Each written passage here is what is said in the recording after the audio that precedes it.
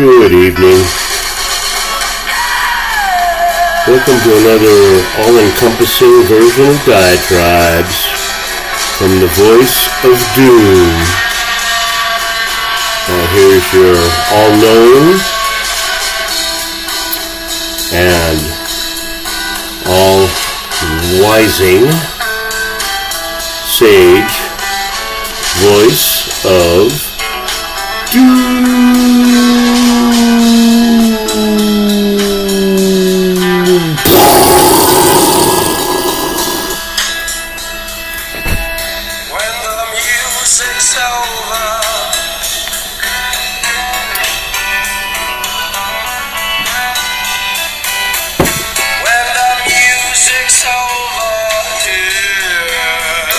Could play this for the next 11 minutes, but I'm not going to.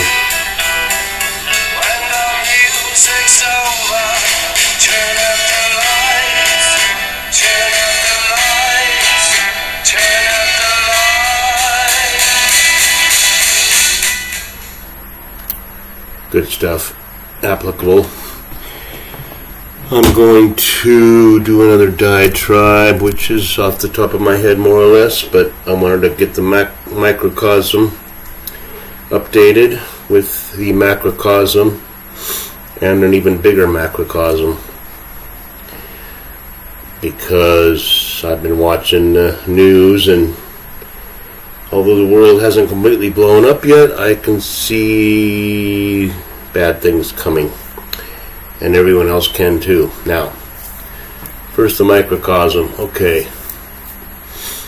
The universe and I are at war, and we have been since I was born.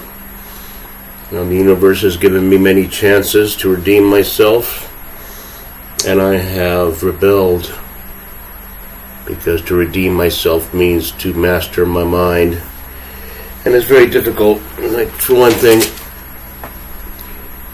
just getting on top of things financially a little bit yesterday, and I'm thinking if I can just go through the rest of the week and save my tips, I will be out of the woods. And just as I was looking forward to actually going to work, the boss calls and says, we have to close the restaurant tonight because we're short-handed in the kitchen. So instead of saying, okay, I lost a day's pay, I decided to lose more, because that is my want. I'm an idiot. I'm very wise. I'm one of the stupidest people on this planet, because I've had every opportunity to make things better, and I've always taken the big chance and gone for the brass ring that a lot of times isn't there. So, I'm behind the 8 ball again, but I got 3 more days of the week to make more money. And since money will become irrelevant very soon, I'm not losing sleep over it. I do not toss and turn over whether my bills are behind anymore. If they get their money, they get it. If they don't, they don't. But the microcosm of my life is always in a shambles. Now I will explain how it's turning this country, or what used to be this country, into a shambles, because the macrocosm reflects the microcosm. Go back into my diatribes and learn the truth. And it's with everybody's life. This one person. But I'm looking at the latest subject du jour and chortling a bit, because it has to do with shipping migrants and refugees and oppressed people from other countries all over to this country, because the people that are taking the brunt of the problem say it's not feasible. We cannot sustain all these people coming in and expect all these border towns or wherever Petri dish decides to send people. They can't sustain it. So what we're going to do is we're going to start shipping people to various places that people don't really expect and don't really want, even though they say they are proponents of an open border.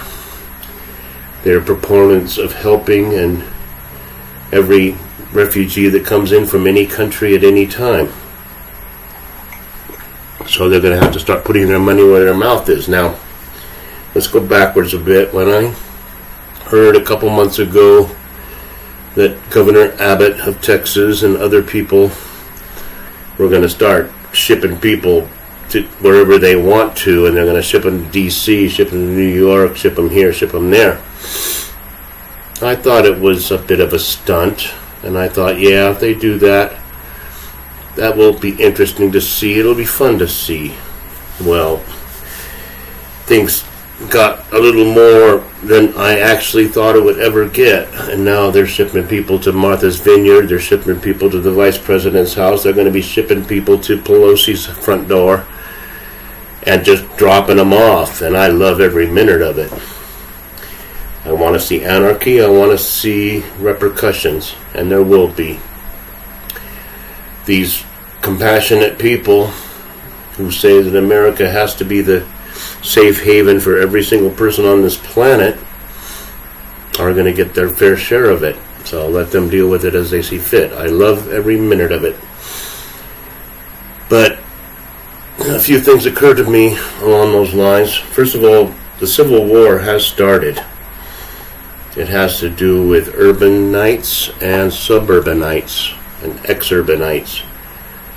There's going to be a definite war because even as they ship refugees to big cities, the big cities are now shuttling them off to exurban cities, and it's just going to cause a problem because you just can't drop people off in the middle of a little town and say, take care of them. There's going to be repercussions worse than anybody can possibly imagine. Now, I don't know if I'm the only one. Maybe I am the only one, but has anybody looked at these people getting off the buses and really taken a good look at them and said, what is going on? Because from what I understand, they made their way on foot from places like Venezuela or Colombia or what have you, all the way through Mexico by foot, and then they got processed through the border, and then they got put on a bus or a plane, and they got shipped to wherever is politically expedient for whoever's doing it. Now, you look at people coming off the bus, and they have they don't even have knapsacks anymore, so come on, something's going on, and everybody better wake up and see what the hell's going on. This ain't possible. I've gone on road trips in a car that has gas in it, and I still take enough provisions in my back seat to go on the trip. And if I'm going on a 2 or day trip, then I take a bag full of clothing and for 2 or 3 days, extra socks, extra. Now these people are getting off the bus with a plastic bag in their hand. Now, what are you going to tell me?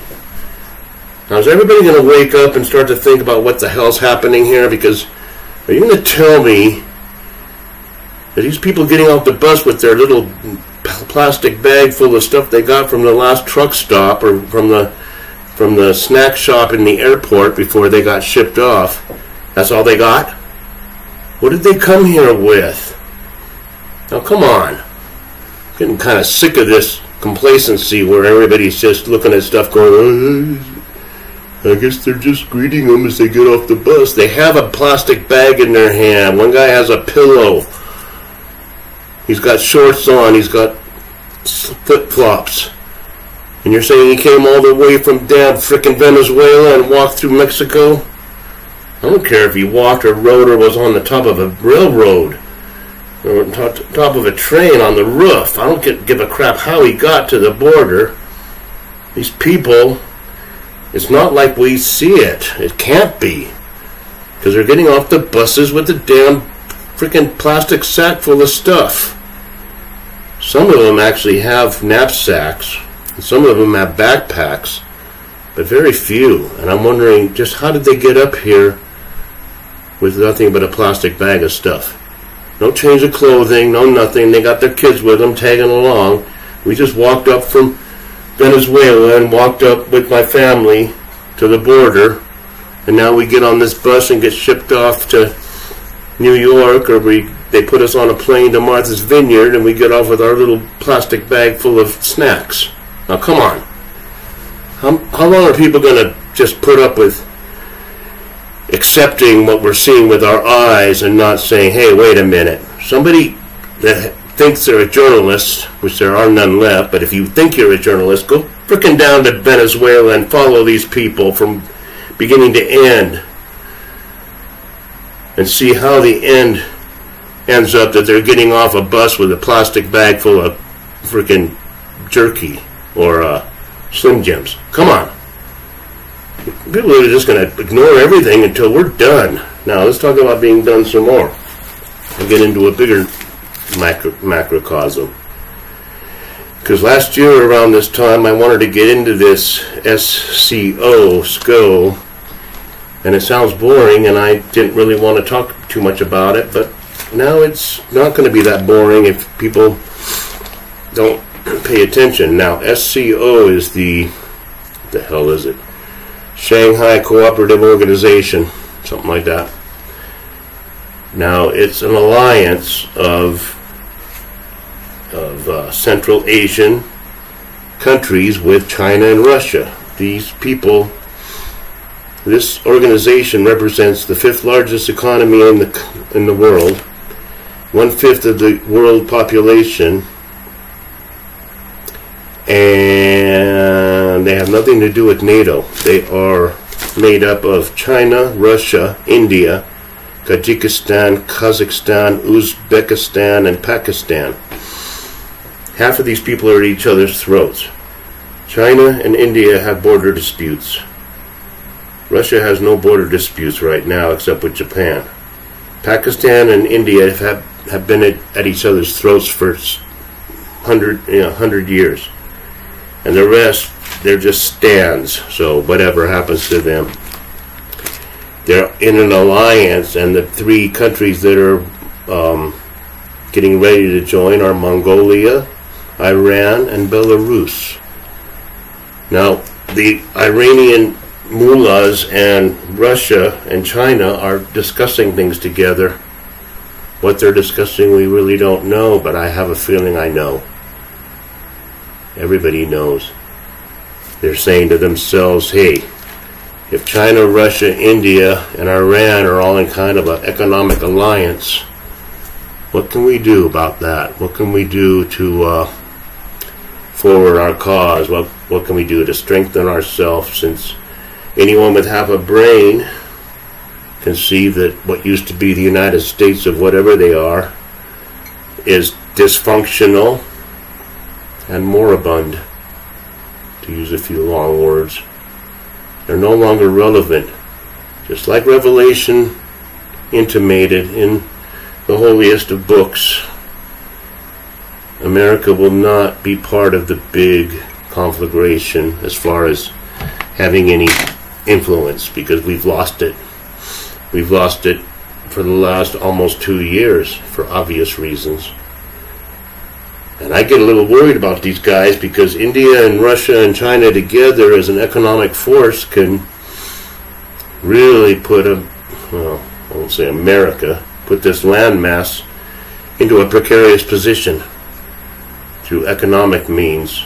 What if they decide to start their own little currency and they base it on their own resources, which are fossil fuels, which America, well, whatever we are, does not want anymore. We don't want anything to do with that, so whatever money they make off selling natural gas, coal, and oil to each other, and just let them make the money. We'll stand back and build windmills, or have China build windmills for us. Now, come on. Check into this SCO business. Check the news that isn't in the American news, or whatever they call it. You check the Gravitas and Wyand and other places, and you realize other countries are planning, other countries are doing things, and we're not going to have a damn thing to do with it. And if we have to respond to aggression because of border disputes, well, we'll see what happens. But I'm going to give you some dread.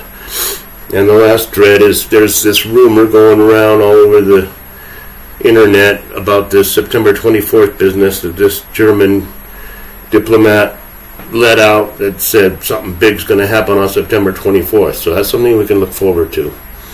I don't put much credence in prophecy anymore. Some things could be a smoke screen, some things could be just whatever, but people are going to start getting paranoid because it's going to spread all over this stupid ass thing like wildfire. And they're going to go September 24th, what's going to happen? A planet alignment? You know, Noah's flood? Who knows? But I just thought I'd get in a quick diatribe. I had some subjects in there that I think would be of interest to people. And it helps me. So enjoy it, and I'm going to call it a night.